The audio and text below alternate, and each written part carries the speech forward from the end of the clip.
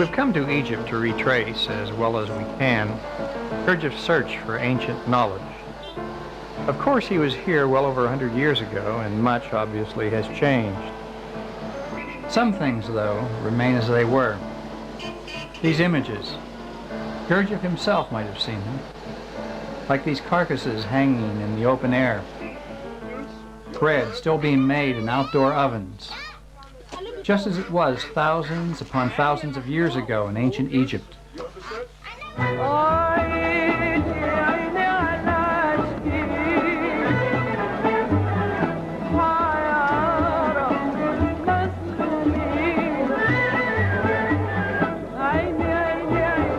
We're here in Old Cairo, in the Khan el-Khalili, the legendary bazaar quarter where there's many old tea houses. The oldest of which is the El Fashawi, where we are right now.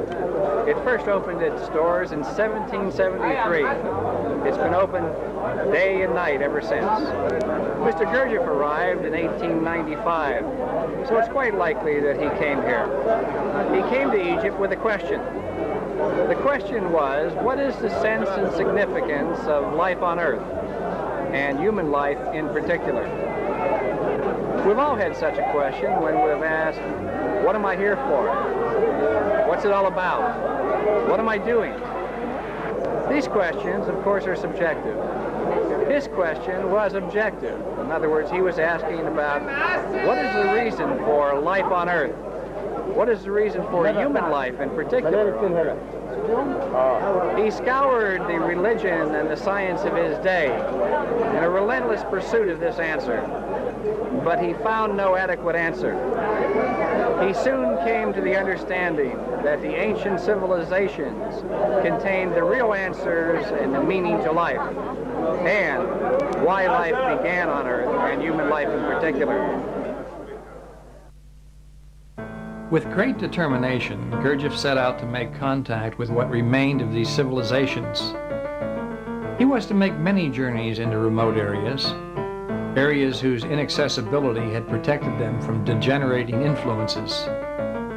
He encountered, of course, a diverse range of people of many types and degrees of development, but all of whom still lived in accordance with the values and customs of their forefathers.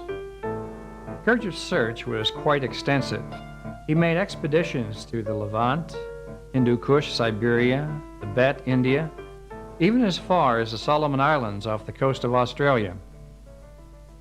During one such expedition to the isolated ruins of Ani, the ancient Armenian capital, the city of 1,001 churches, as it's called, Gurdjieff and his friends, while excavating in the ruins of an underground monastic cell, discovered an ancient parchment. It was a letter between two monks. It mentioned a secret brotherhood, the Sarmung. The Sarmung, said the letter, was founded in Babylon in 2500 BC. The brotherhood possessed great esoteric knowledge, the very knowledge Gurdjieff searched for. At some point, according to the letter, the Sarmung had migrated from Babylon to the Izraman Valley, about 250 miles north. Gurdjieff, hoping to contact the Sarmung, should it still exist, set out at once for the Izraman. However, along the way, an unexpected and fortuitous meeting with an Armenian priest radically changed the direction of Gurdjieff's search. The priest possessed an ancient parchment, not a letter this time, but a map. The map was of Egypt, but not the Egypt we know. Unbelievably, the priest showed Gurdjieff a map of pre-sand Egypt, the Egypt that existed before Egypt became sand. Gurdjieff found himself looking at a map of prehistoric Egypt. What I experienced at that moment, Gurdjieff exclaimed, I shall never forget it. I was seized with violent trembling. What I saw, was it not precisely what I had spent long months of sleepless nights thinking about?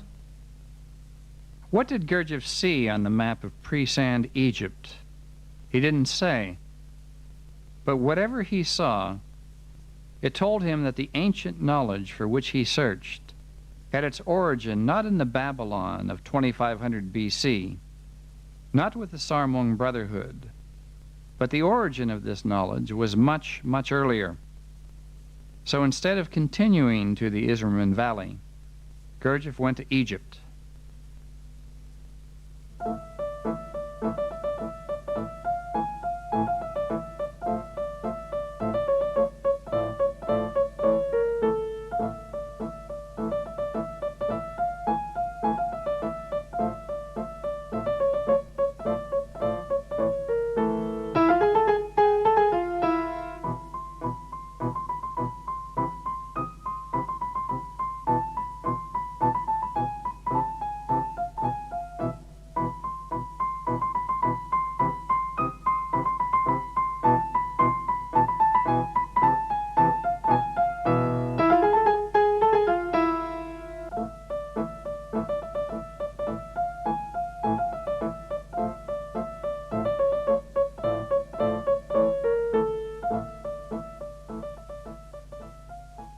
Whatever Gurdjieff saw on the map of pre-sand Egypt, it brought him directly here to the Giza Plateau, about an hour's drive from Old Cairo. Now look around. What's here? The Great Pyramid with its solar bark, the great ship of the ancient Egyptians recently discovered. The mastabas, the tombs of the nobility, and of course the Sphinx, the head of an ancient Egyptian on a leonine body, one of the wonders of the ancient world. The name the Sphinx is actually a Greek corruption of the Egyptian name Seshep-Ankh-Atum, meaning the living image of Atum. Atum corresponds to Gurdjieff's creator god in the teaching he would later bring to the West. Atum is the first god, the first deity, from which all life, all gods, all human beings, the whole world has sprung. Gurdjieff tells us that he came to Giza to find, and I quote, an explanation for the Sphinx and certain other monuments, unquote. Now why the need for an explanation? Even at Gurdjieff's time, 1895, the Sphinx was thought to be carved from 2500 BC or thereabouts. So why an explanation? Remember, he was looking at a map of pre-sand Egypt, and whatever he saw on that map, he says, quote, filled him with violent trembling, unquote. What could that be? Could that possibly be the Sphinx? In other words, he's looking at a map of pre-sand Egypt, and here he sees an image of the Sphinx, which we all take to be 2500 BC. That was when the Egypt that we know was all covered with sands.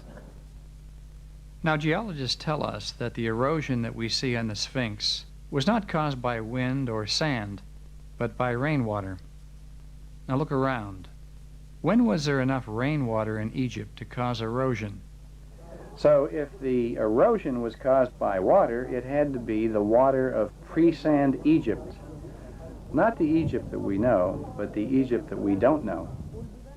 Recently, Robert Schoch, an eminent geologist and paleontologist, studied this question. He wanted to find out exactly when the Sphinx was carved by studying its erosion. He found that it was carved not in 2500 BC, but about 7500 BC, 5,000 years earlier. Schoch presented his evidence at a convention of the Geological Society of America. Attending geologists unanimously confirmed his findings. Schoch, of course, took the most scientifically conservative view of the evidence. The Sphinx could be older. John Anthony West, an independent Egyptologist, believes the Sphinx was carved anywhere from 10,000 to 15,000 BC. This was the period when Egypt was watered by rains from the melting of the last ice age, pre-sand Egypt. That the map of pre-sand Egypt showed the Sphinx seems now more than a reasonable conjecture. To support himself while he was in Cairo, Gurdjieff tells us that he worked here at the Giza Plateau as a guide. One day he was hired by a Russian archaeologist, Professor Skridlov.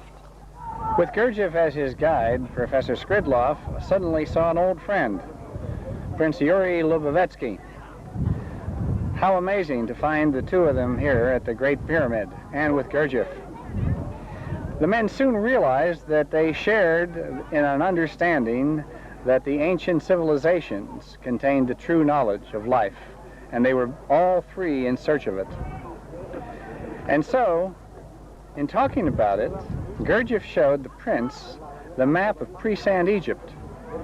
Now, the prince had been searching for this map and had actually gone to the same Armenian priest that Gurdjieff had and had seen the map and tried to buy it, but he could not. So here, when he sees Gurdjieff with the map, a copy of the map, imagine his amazement. Well, the three men soon decided to join forces and form the embryo of a group to search for ancient esoteric knowledge.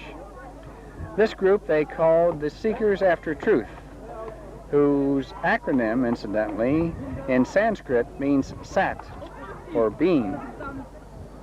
After leaving the Sphinx and the Great Pyramid, Gurdjieff and the prince traveled to ancient Thebes, modern-day Luxor. Let's follow them. We're going now from Lower Egypt to Upper Egypt. It's some 500 miles south of the Giza Plateau and about a 12-hour train ride. With Thebes some 12 hours ahead, it gives us time to think about what we've experienced. All we know of Gurdjieff's search is what he tells us, and that he can cut pretty bare. But he does say that everything he says can be taken in 7 ways, one of which is factual, that is factually true. One might expect he would find the map of pre-sand Egypt in Egypt itself, but no. Gurdjieff found the map in going from Ani to the Isserman Valley. The Isserman, remember? That's where the Sarmung had migrated. And who had the map? An Armenian priest. Now, could there be some connection then between Armenia and pre-sand Egypt?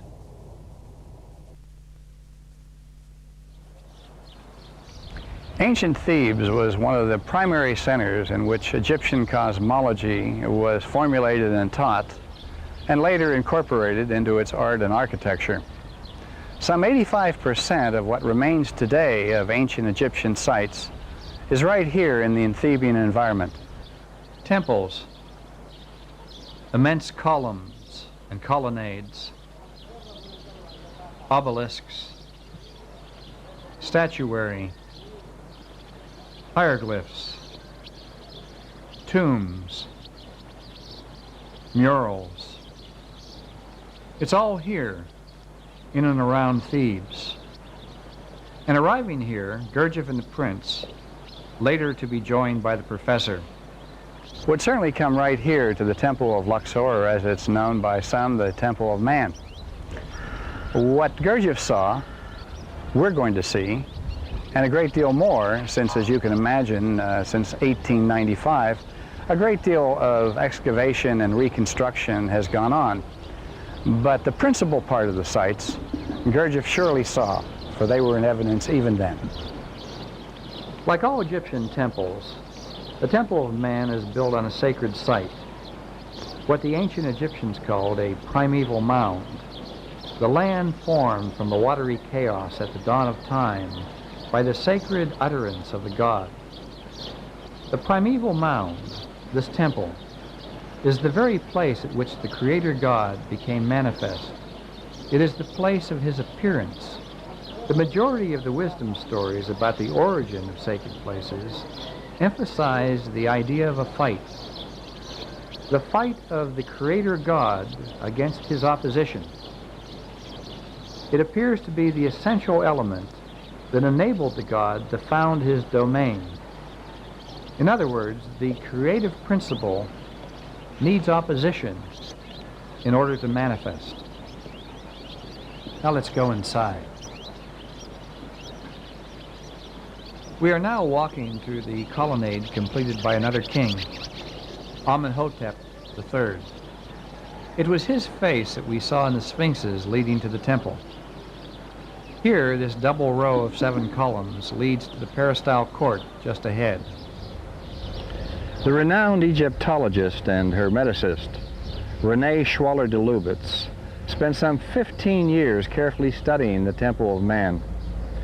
De Lubitz found that the temple was constructed on 3 separate axes simultaneously.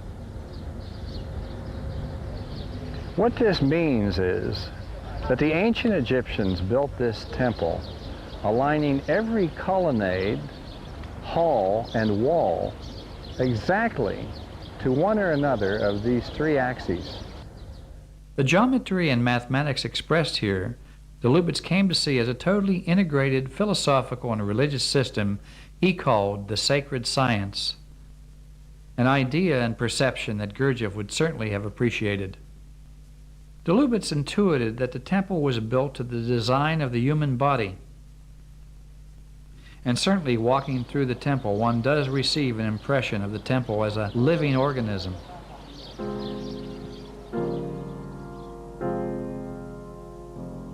Where the human head would be, the Egyptians located the most sacred part of the temple, that which we are now approaching.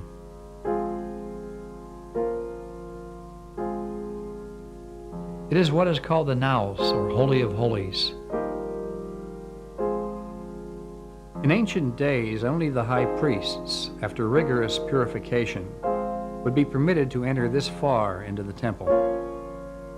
Interestingly, the Naos is also a word for cabin on the solar bark. So we might see the whole temple as a great ship of manifested consciousness, of which the Naos is its command center.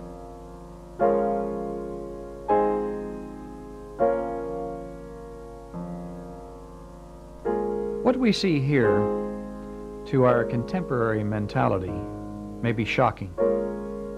But ancient cultures were not as psychologized as we are.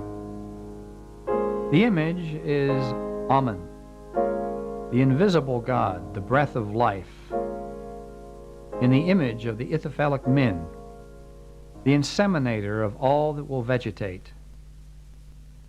Egyptologists see Min as a fertility god. Certainly that is one level of what is expressed here. But what if we see the image on a higher scale, representing not only the physical, but spiritual fertility? Let's interpret the image from a spiritual viewpoint. Looking carefully, we see that Min shows only one eye, one arm, one leg. All are organs of motion, and they are all unified here in one image, one consciousness. Min, then, is the image of wholeness. The double crown atop his head is generally seen as symbolizing the uniting of Upper and Lower Egypt. But what if we take Upper and Lower Egypt to represent the 2 natures in man, the animal nature and the spiritual nature? The single eye in the face. The eye symbolizes consciousness, the soul. If we take the double crown and the eye together, we have a triad, the eye being the reconciling factor of the 2 natures, animal and spiritual. Just below the navel, we see the erect phallus. It is too large for the body, and it comes not from the genital area, but the belly. These inexactitudes signal that the image is not to be taken as a physical representation, but metaphysical. That is, beyond the physical. I might say the ancient Egyptians often saw the belly, like the heart, as the seat of intelligence. So in looking at these images in this way, they open up for us into a whole new dimension.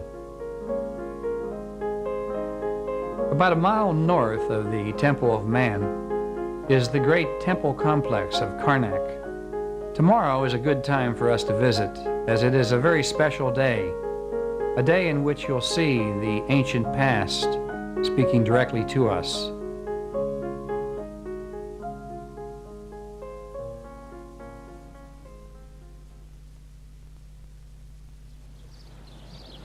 It is not known when Gurdjieff the Prince and the professor came to Karnak, but given their interest in the marriage of religion, art, and science, they would have been blessed to come on this day, the winter solstice. If so, this is what they would have seen.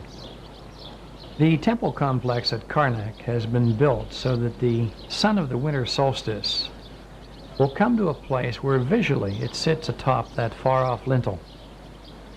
And then its rays stream into the naos, the Holy of Holies, and down the great corridor toward us.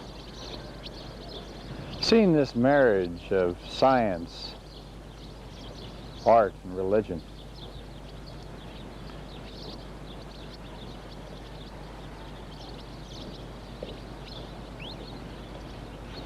you get some impression of what Gurdjieff means by objective art.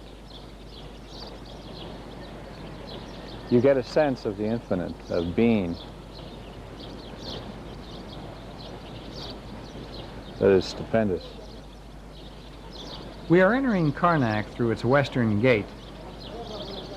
The ram is the symbol of the great god, Amun. We are now in the great court, right inside the pylon. Karnak was built and added to over a very long period of time.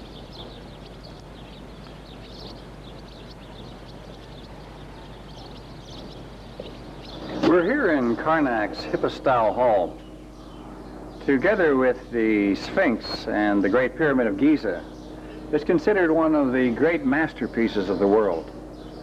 An immense field of space, punctuated by these incredible columns reaching skyward like great trees.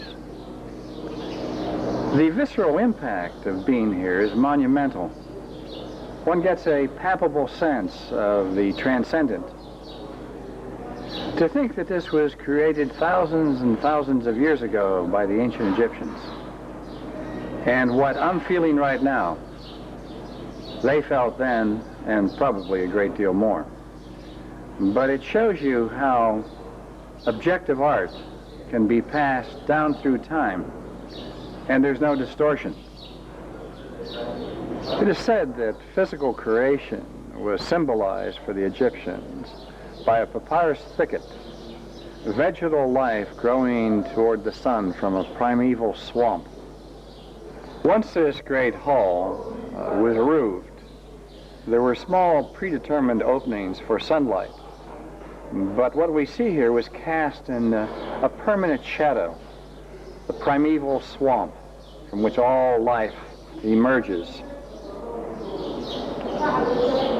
So we have passed, in effect, from the sun world outside the hall to the symbolized lunar world of vegetal life that rises here in this primordial dwelling, stretching earth to sky.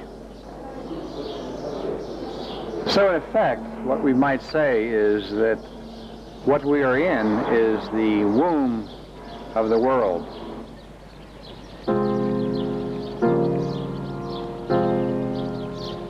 As at the Temple of Man, we now approach the sanctuary, the naos.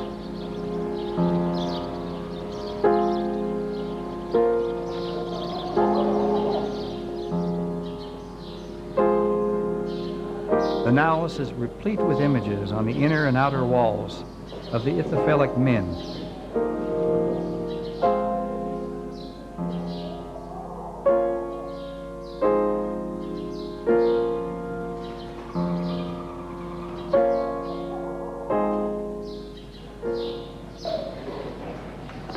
Here at the naos of Karnak, as we saw with the naos of the Temple of Man,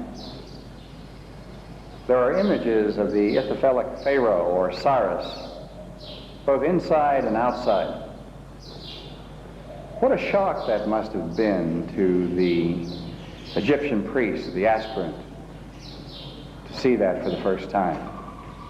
Of course, he was seen with the eyes of 2,000, 3,000, 4,000 years ago, not our eyes. And so these were holy images, not primitive, not pornographic. Holy images. They reflected the desire of the heart for communion with the Spirit and the desire of the flesh for physical release. If the priest or the aspirant can consciously extend this moment out of time, as it were, endure this moment out of time, where the forces of the vertical and the forces of the horizontal meet, in effect where Horus and Set meet, then in Gurdjieff's words, a new and more subtle body can be formed, a Kejdan body, one that ultimately, in its refinement, can bring us to immortality.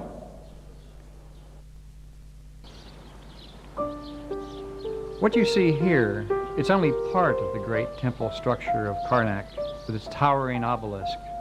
This gives you some idea, perhaps, of the immensity of the site.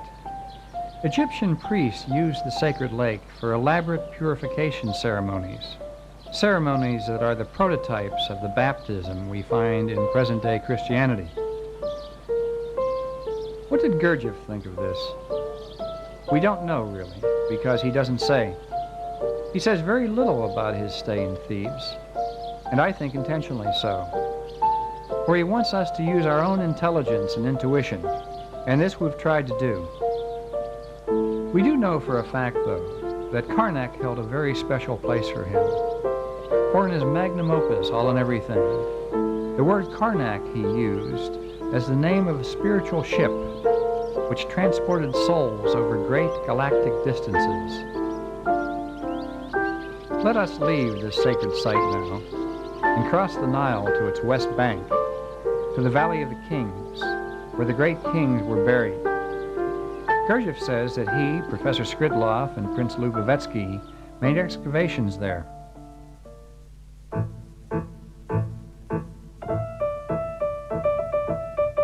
Across from Thebes on the west bank of the Nile is the Valley of the Kings, one of the major royal burial sites. The site contains many elaborate kingly tombs carved deep into the rocks. As you can see, the Valley of the Kings, the terrain is very rough and mountainous and desolate, a perfect place to put the tombs of the various pharaohs. The tombs were thought to be transition sites in the soul's journey from the here to the hereafter. The soul and the carnal body were thought to have a very close connection, and so if the body was preserved through mummification, then this would stabilize the soul's journey from the concrete visible world to that of the abstract and invisible. Thus the tombs were filled with personal belongings, prayers, and spiritual instructions for a safe passage for the soul from its embodied to its disembodied state. Unlike ordinary people, it was believed that the king was born with a soul. Others had to develop one. Having a soul meant you could maintain your essential integrity as an individual entity in a disembodied state. These images, strange to our eyes, have deep symbolic meaning. Each is a netter, a god, a representation of a function of the great creator god, Amun-Ra. Each function was portrayed by an animal that best symbolized its qualities. What we see here is not animal worship, but worship of the creator God, God with a capital G. And would Gurdjieff have been able to read these hieroglyphic texts? The likely answer is yes. For 73 years earlier, in 1822, the Frenchman Jean-Claude Champollion, by means of the Rosetta Stone, had deciphered the ancient Egyptian hieroglyphs. It seems reasonable to conclude that in 1895, Professor Skridlov, a professional archaeologist, would have been able to read and bring alive for Gurdjieff and the prince what these walls say. Gurdjieff tells us that he, the prince, and the professor lived in a tomb for about 3 weeks. While there, Gurdjieff tells us, the men talked on, quote, all kinds of abstract subjects, unquote. No doubt the principal and most abstract subject, given that they were talking in a tomb in Egypt, was immortality. Here, as in other pharaonic tombs, we see an outstanding array of images and funerary literature, the basis of which is the Egyptian Book of the Dead, or as its name actually translates, the Book of the Coming Forth by Day. These hieroglyphs offer prayers and spiritual instructions for a safe passage through the underworld for the dead and disembodied king. Gurdjieff came to teach a quite similar perspective on human life. He said that while some were born with a soul, most of us had to develop one, or we would die, as he said, like dogs. If a man develops in himself a permanent eye, he said, that can survive a change in external conditions, it can survive the death of the physical body. The whole secret is that one cannot work for a future life without working for this one. If he becomes the master of his life, he may become the master of his death. At the end of 3 weeks, the prince returned to Russia, and Gurdjieff and the professor continued their journey up the Nile. Where would they have stopped next? We have come to the Temple of Edfu. It lies about 90 miles south of Luxor, right between Luxor and Aswan. The temple is dedicated to one of the greatest gods of all Egypt, Horus. Horus is the son of Osiris and Isis. Osiris is the first king of mankind. He brought mankind up from barbarism and gave him agriculture and all the arts. His brother Set was jealous and killed him and cut his body up into a number of pieces and scattered them throughout Egypt. Osiris's wife, Isis, went looking for him. She could only find one piece, and that was the male member, Osiris's phallus. He was so potent that he was able to impregnate Isis, and the result was Horus, the first immaculate birth. Horus, after he grew up, struggled with his uncle, the murderer of his father. And finally, he subjugated Set, and so united the two lands, united himself spiritually. We'll talk more about this inside in the courtyard. We have passed through the great pylons of the temple, and we are now in the inner court, a perfect place to speak about the symbology, the deep symbology of the wisdom story of Osiris and Horus and Set. Osiris represents the creative principle. Without opposition, there can be no creation. Set supplies that. He supplies the opposition that's necessary for creation. He also, besides his cosmic role, has a spiritual role. He is the Lord of materiality, carnality. He is the opposition in the spiritual sense. We see this later on in the Hebraic and Christian Satan, the adversary, the obstacle. And so Horus, being the spiritual principle, must eventually be reunited with Set. How does he do this? Horus must struggle with Set. He can never entirely defeat him, because if he did, there would be no world. But he cannot be defeated. If Horus is defeated, then he is mired, imprisoned in materiality and carnality, and becomes no more than an animal. But in his struggles to transform himself, Set provides the necessary adversarial relationship that awakens a Horus to his true spiritual capability. In doing so, he gains intelligence, the native intelligence that is his, that he has lost with the descent into matter. So he is only gaining what he has lost. He is not making something new. In their struggles, the two principles, the spiritual and the material, become reunited in a genuine way. What was once an adversarial relationship now becomes one of friendship. Set is Horus's companion and helper. So things have turned completely around now. And the temple of Edfu, dedicated to Horus, in actuality is dedicated to the self-transformation of man. Entering the temple, we pass from the world of the secular and profane into the world of the sacred. Ahead is the inner sanctuary, the naos.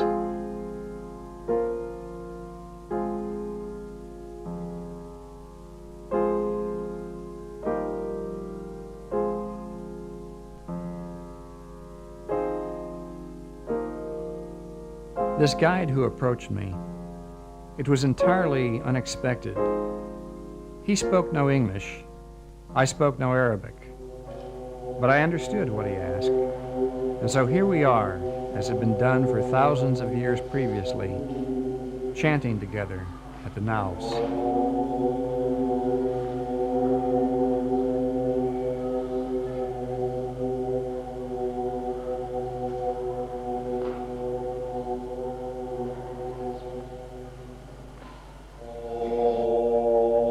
My guide then led me to the image of Horus carved here on the floor. The thought, of course, came, was this all a tourist ruse? But the sincerity I felt with him and the tears streaming from his eyes wetting the tops of my hand erased all doubt.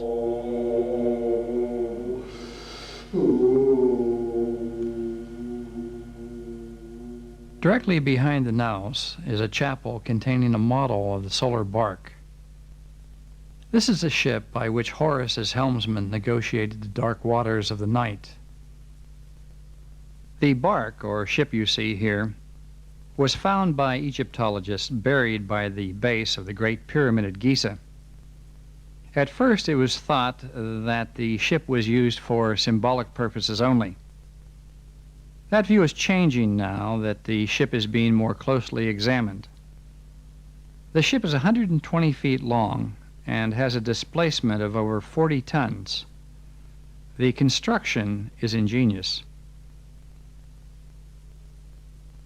The hull was made up of hundreds of pieces of shape wood, which are all held together with rope that is threaded through the inside of the boat. Now, once the boat enters the river or the sea, the wet wood swells, while simultaneously the wet rope shrinks, thus making the boat entirely watertight and seaworthy. In examining the boat, John Anthony West said, "It's far more seaworthy than any ship available to Christopher Columbus."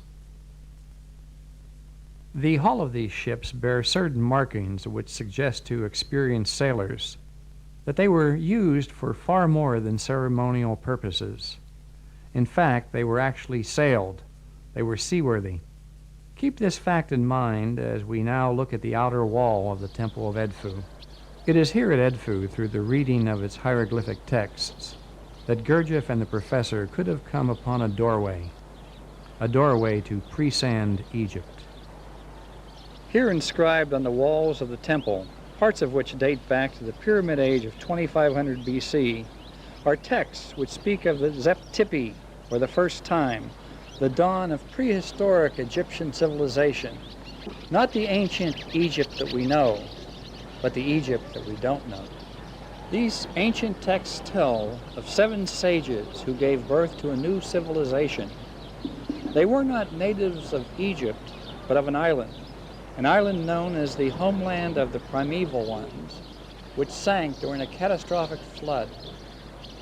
Can you imagine what Gurdjieff and Professor Skridlov must have experienced as they stood here reading these texts? Step by step, Gurdjieff and the professor are finding their way back in time to prehistoric, pre-sand Egypt. Not surprisingly, these building texts of Edfu say very much what Gurdjieff himself will say many years later when he writes his great initiatory book, All and Everything, the first series. There he will write that there was a flood that sank the island of Atlantis, and the surviving members of an esoteric Atlantean society known as the Accaldans made their way here to Egypt, where they inaugurated a new civilization. Did Gurdjieff first learn of these events here? He does not say, and so we cannot be sure, but the parallel exists. Before leaving the temple, it's important to speak of the Shemsu Hor, the followers of Horus. Horace Schwaller de Lubitz translates the Egyptian name, those who follow the path of Horus. The Shemsu Hor are those who bore with them, quote, a knowledge of divine origin, unquote. This esoteric knowledge allowed them to transform themselves, to make a soul, to, in essence, unite Horus and Set. This knowledge allowed them, too, to reign over pre-sand Egypt, that prehistoric period before the advent of the pharaonic dynasties, which, as you may recall, date from 3100 BC. Quite old. So could it be said that the Shemsu Hor were descendants of the seven sages, those who inaugurated the new civilization in Egypt, depicted on the walls here at Edfu, as we've seen? That seems quite likely. And if so, that would mean that the Shemsu Hor's lineage extends to the Society of Accaldans, those who Gurdjieff speaks about in his book, All and Everything. In brief, what is being suggested is that there is a possible correspondence between what Gurdjieff writes and what is said on the temple walls of Edfu. Of course, we cannot be sure, but all the same, the connections are there. It's something to ponder.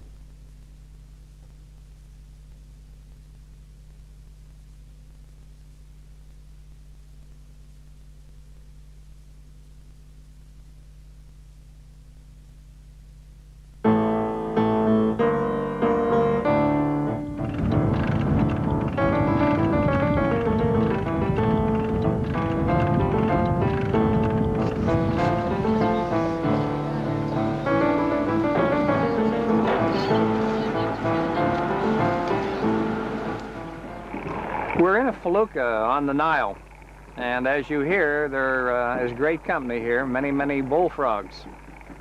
Well, Mr. Gurdjieff tells us that he and Professor Skridlov went up the Nile to its source. The Nile is one of the world's oldest rivers, its longest, and what's unusual about the Nile is that it flows south to north, that is, it flows upstream. Mr. Gurdjieff and Professor Skridlov, going to the headwaters of the Nile, are passing out of Egypt and going into Abyssinia, present-day Ethiopia. Now, what do they find there? Gurdjieff tells us in his All on Everything, the first series, that after the destruction of Atlantis, the Esoteric Society, the Society of Accaldans, migrated to Abyssinia. The surviving members did. And so Gurdjieff, by going to the headwaters of the Nile, is going to the source of knowledge and wisdom. When he arrives there, what does he find? Amazingly, he finds Christianity. Not the contemporary Christianity we know, but the Christianity, so to say, before Christ. Let me read to you what Gurdjieff says about this. The Christian church, the Christian form of worship, was not invented by the fathers of the church. It was all taken in a ready-made form from Egypt, only not from the Egypt that we know, but from one which we do not know. This Egypt was in the same place as the other, but it existed much earlier. It will seem strange to many people when I say that this prehistoric Egypt was Christian many thousands of years before the birth of Christ. That is to say, that its religion was composed of the same principles and ideas that constitute true Christianity. What Gurdjieff found was a school of Christianity, an esoteric school that taught self-transformation, a sacred science. He found the secret part of Christianity. So in summary, what Gurdjieff is saying is that the principles, the primary principles and ideas of Christianity existed long before Jesus Christ, and they existed in prehistoric Egypt. One. Two, that Christianity, as we know it, has two sides, an exoteric side and an esoteric side. The exoteric side, because it is given publicly and without any initiation or training, without any preparation, is always subject to distortion, deviation. But the second part, the esoteric part, if practiced, can rectify those distortions and deviations. And this is what he's bringing when he brings the ancient teaching of the fourth way to the West. Having found this, he recognized that there were certain elements of the teaching that were missing. And so he journeyed to Central Asia, the Hindu Kush, and found many brotherhoods, one of which was a brotherhood he called the World Brotherhood, and the other one was the Sarmung. So he actually does make contact with the Sarmung. But as you recall, its birthplace was Babylon, and its origin was about 2500 BC. Elements of the teaching, as I say, had migrated northward with time. So these he reassembled into the teaching, reformulated it for modern times, and brought it to the West. But why he came, he said, was unless, and I'm quoting, unless the wisdom of the East and the energy of the West, not the science, but the energy of the West is harnessed and used harmoniously, the world will destroy itself. Everyone in one way or another is talking about something like that now, but this is back at the turn of the century. Very few, if any, people were talking in this way. The fourth way, what is it? Well, let's go over briefly what the fourth way is, but not on the Nile. It's beautiful, tranquil, and it isn't where the teaching is placed. The teaching is placed in ordinary life. There's no imagination, no withdrawal. The student stays in life, accepts life as it is, and learns to process the impressions, the negativity, the suffering, the uncertainty, the illusion. He learns to process this, process life, to come to real life. And I think Mr. Gurdjieff would enjoy us talking about his teaching at the Khan el-Khalili, the old quarter of Cairo, walking the bazaars, walking through ordinary life, and talking about this amazing teaching that he has brought to the West. The teaching of the fourth way is a teaching in life, not a withdrawal, not an avoidance of life. The teaching uses all the manifold impressions of life, the negativity, the suffering, the uncertainty, as well as the joy and the goodness, to come to real life. We have two natures, animal and spiritual. How to work with them, process them, integrate them. That is what the teaching deals with. For the ancient Egyptians, as we have said, the spiritual principle was represented by Horus, the falcon god, the animal by Set, the hippopotamus. In ordinary life, Horus, the spiritual principle, is unconscious of itself.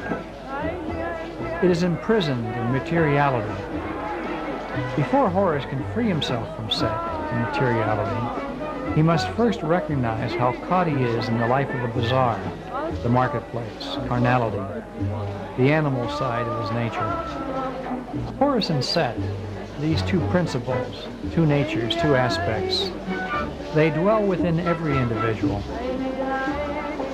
How to reunite them so that they can evolve together.